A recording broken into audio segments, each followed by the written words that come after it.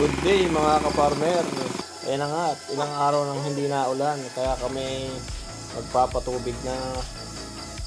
Nag-provide na nga po kami ng water pump dahil sobrang tuyot na nga. Ilang linggo nang hindi umuulan. Shoutout nga pala dyan sa mga magtatanim na wala na rin tubig.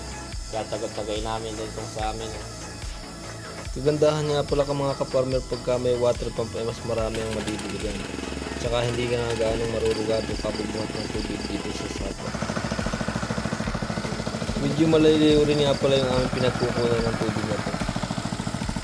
Ito nga pala ay nasa 100 meters ang layo mula dito sa sapa papunta dito sa aming taniman. Ayan.